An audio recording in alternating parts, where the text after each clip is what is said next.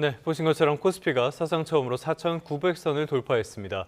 꿈의 지수라고 불리는 5,000피 돌파까지 이제는 눈앞으로 다가왔는데요. 다양한 경제 이슈들 석병훈 이화여자대학교 경제학과 교수와 함께 진단해 보겠습니다. 교수님 어서 오십시오. 안녕하십니까. 자, 지금까지 보신 것처럼 코스피 굉장히 거침없이 오르고 있어요. 하루에 100포인트씩 오르는 이런 모습들을 보고 있는데 5,000피 이거는 돌파를 하겠어요, 지금 추세라면? 예, 지금 추세를 보면 빠르면 이번 주 안에 돌파도 가능할 것으로 보여집니다. 왜냐하면 지금 무서운 기세로 코스피 지수가 12거래일 연속 상승을 하고 있기 때문에 5,000선까지 95.34포인트밖에 남지 않았습니다.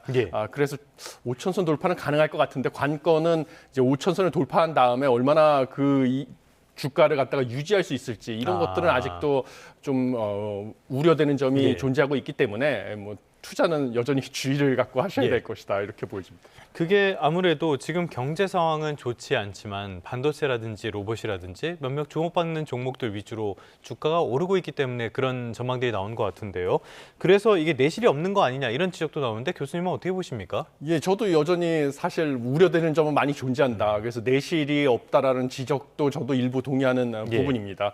왜냐하면 앵커께서 지적하신 것처럼 지금 K자형 양극화 추세를 보이고 있거든요. 그래서 반도체주라든지 그다음에 피지컬 AI 관련돼서 로봇 관련 호재가 있는 현대차 그룹 관련주 아틀라스 평가가 굉장히 좋았죠. 그다음에 그린란드 관련해서 국제 정세 불확실성이 커지니까 방산주라든지 그다음에 미국의 마스카 프로젝트로 수출 기회가 더 크게 열린 조선주 이렇게 호재가 있는 주 위주로만 상승을 하고 있지 여전히 상승한 종목보다는 하락한 종목들이 많은 상황이고요. 그다음에 무엇보다도 이 변동성이 점점 커지는 단타 매매 비중이랑 B2 이런 것들이 커지는 상황이다 보니까 여전히 조정을 받을 경우에는 또 큰 폭의 조정도 우려되는 상황입니다. 알겠습니다. 조정 가능성은 계속 제기가 되고 있는데요. 일단은 잘 가고 있으니까 이런 상황은 잘 지켜봐야 되겠고요. 이런 가운데 금융당국이 국내 대장주의 2~3배 수익을 낼 수 있는 ETF 상품을 검토하겠다. 그러니까 레버리지 ETF를 말하는 건데요. 일단 이 상품이 어떤 겁니까?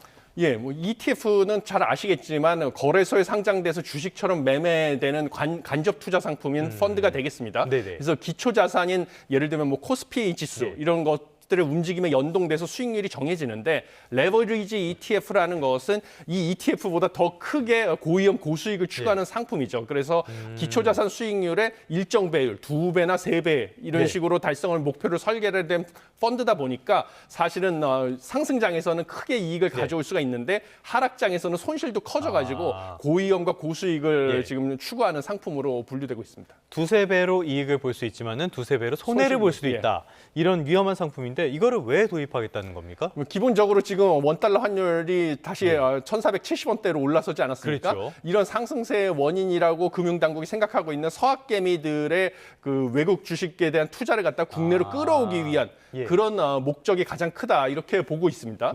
그래서 지금 보면 개별 종목 예를 들면 삼성전자나 SK하이닉스에 대한 레버리지를 이용해서 ETF를 허용할 것을 검토하고 있고요. 그다음에 지수 레버리지 한도를 기존의 2배에서 3배 이상으로 확대하는 그런 것을 검토하고 있습니다. 그렇게 되면 삼성전자나 SK하이닉스 주가 상승보다 2배, 3배 이상의 수익을 달성할 수 있는 ETF도 출시가 가능하고요. 그다음에 기존의 코스피 2배까지 배수 한도를 설정한 ETF에서 이거를 3배로 늘리는 그런 것도 출시가 가능하기 때문에 사실은 외국에서는 이런 것들이 허용이 돼서 이런 것에 투자하기 위한 목적으로 외국 증시에 투자하던 서학개미들의 투자 수요를 국내로 끌어올 수 있다라고 지금 보고 있는 것으로 생각합니다. 말씀하신 것처럼 이런 상품들은 홍콩 같은 곳에 많이 있다 보니까 외화가 나가는 측면도 있는데 자, 환율을 잡겠다는 그 목적은 알겠어요. 그런데 그렇다고 해서 이렇게 투기성이 강한 상품을 만드는 게 과연 적절한 것인가 이런 비판이 나올 수 있을 것 같거든요. 교수님 어떻게 평가하십니까? 예, 그렇습니다. 사실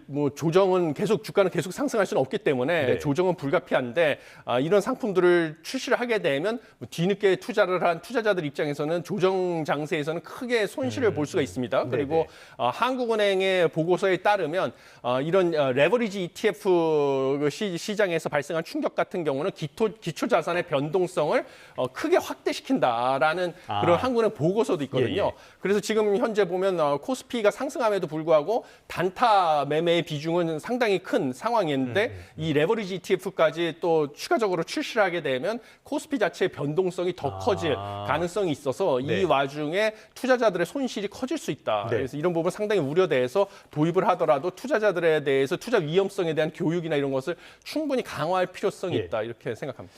알겠습니다. 정부에서 환율을 잡기 위한 여러 정책들이 나오고 있는데요. 이런 것들이 환율을 잡기보다는 투기 세력의 매수 타이밍만 알려주고 있다. 이런 비판도 큰 상황이니까요. 좀 정밀한 대책을 설계할 필요는 있어 보입니다. 자, 이번에는 국제 경제 소식 두 가지를 준비했는데요. 먼저 중국으로 가보겠습니다. 중국 경제가 지난해 5% 성장률을 기록했다고 해요. 많은 도전 속에서 5%를 기록한 건데 이게 뭐 목표치를 달성했다라고 볼 수 있는 거죠?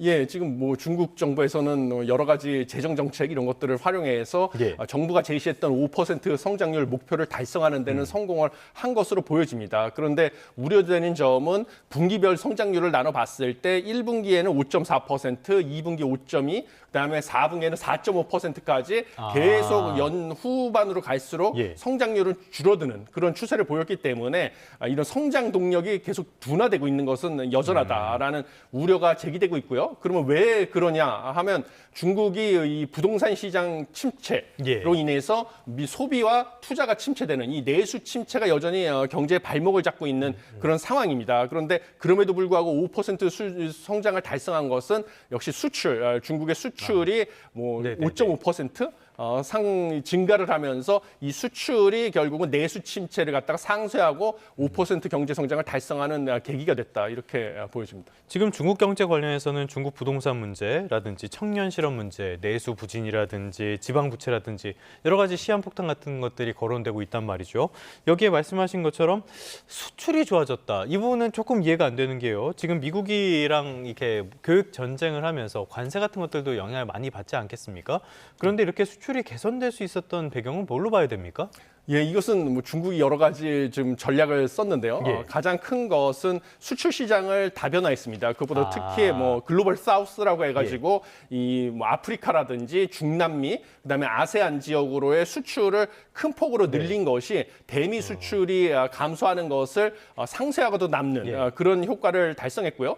그다음에 수출 품목 같은 경우도 무역 수익의 76% 이상이 배터리, 반도체 등 첨단 제품인데요. 네. 이런 부분은 중국이 사실은 과잉 생산된 제품을 갖다가 저가에 밀어내기 수출을 하다 보니까 여기서 이제 무역 수지 흑자가 큰 폭으로 달성할 수 있었다.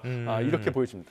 알겠습니다. 어떻게 보면은 맞대응 전략을 잘 짜가지고 했다라고도 볼 수가 있을 것 같은데 그렇다면 중국 경제 올해도 계속 탄탄하게 갈 수 있을까요? 중국 경제가 5% 성장률에 미달하면은 그거는 사람들이 조금 위험하게 보는 신호잖아요. 어떻게 전망하십니까? 예, 그렇습니다. 사실 뭐 불확실성은 여전히 존재하는 상황입니다. 왜냐하면 미국과 유럽 간의 이제 무역 갈등까지 추가로 좀 커지고 있는 상황이다 보니까 미중 간의 무역 갈등, 그다음에 미국과 유럽 연합 간의 무역 갈등 이런 것은 사실 중국뿐만 아니라 수출 의존도가 높은 우리나라에게도 이 수출에 여전히 타격을 줄 가능성은 배제할 수 없다 이렇게 보여지고 있습니다.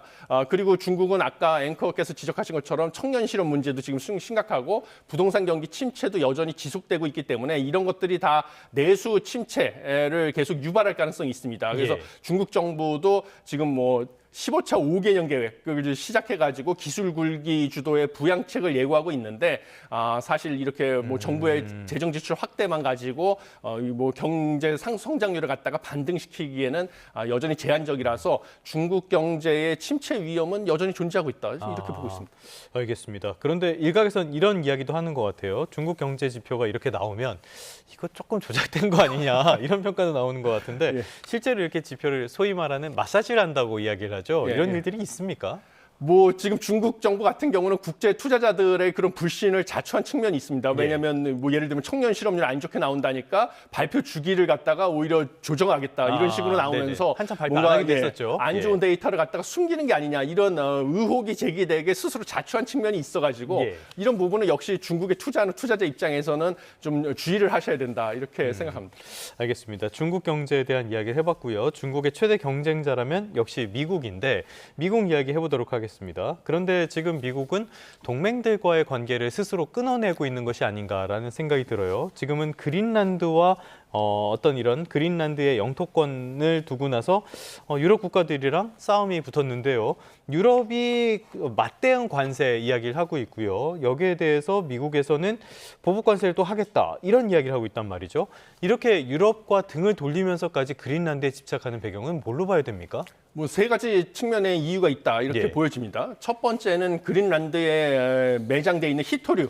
를 확보하기 위한 것이죠. 그래서 중국과 미국 간의 무역 갈등에서 중국이 지금 사용하고 있는 가장 강력한 무기는 히토류 수출 통제입니다. 이 히토류 수출 통제에 대응하기 위한 카드로서 그린란드를 확보하게 되면 그린란드에 막대하게 매장되어 있는 히토류를 확보할 수 있어가지고 이런 중국의 자원의 무기와 위협에 대응할 수 있다라는 것이 첫 번째 이유고요. 두 번째는 또 북극 항로죠. 북극 항로 기후 변화로 인해서 북극의 빙하가 높기 때문에 미국의 입장에서는 아시아와 유럽 등으로 최단거리 항로를 확보할 수가 있습니다. 그린란드를 확보하게 되면 이것은 수출에 있어서 물류 비용을 획기적으로 절감할 수 있기 때문에 이런 경제적 목적도 있고요. 마지막으로는 지금 트럼프가 계속 명분으로 제기하고 있는 안보상의 목적이 있습니다. 그래서 미국의 차세대 미사일 방어망인 골든돔에 그린란드를 확보하는 게 필수적이다라는 이런 안보적인 이유까지 합쳐져 가지고 미국이 그린란드에 대한 그 집착이 강해지고 있습니다. 트럼프가 명분으로 삼는 안보 말씀을 해주셨는데 노벨상을 자기에게 주지 않아서 그린란드를 통제할 것이다 이런 말도 전달을 했다고 합니다. 방송에서 트럼프를 중2병이라고 가끔 소개를 하는데 중2병, 전국에 있는 중2병 환자들에게 제가 좀 죄송한 이야기를 한 것 같기도 하고요. 자, 히토류 말씀을 해주셨는데 이런 그린란드에 있는 히토류 있기는 한데 이게 개발이 쉽지 않을 거다라는 평가도 있거든요. 이거는 어떻게 해서 나온 이야기입니까? 뭐 동토층에 매장돼 있기 때문에 당연히 그 빙하를 뚫고 나서 개발을 하는 거는 쉽지가 않고요. 또 히토류를 개발한다 하더라도 그것을 또 가공해서 재련하는 데 있어서도 또 환경 오염이 심하게 발생하다 보니까 이 부분에 히토류를 가공하는 부분에 있어서도 중국의 점유율이 세계 시장 점유율이 지금 뭐 압도적인 상황입니다. 그러다 보니까 단순히 그린란드만 확보한다고 해서 뭐 히토류를 중국에 의존할 필요가 없다. 이렇게 단기간에 이렇게 되는 것은 불가능하고요.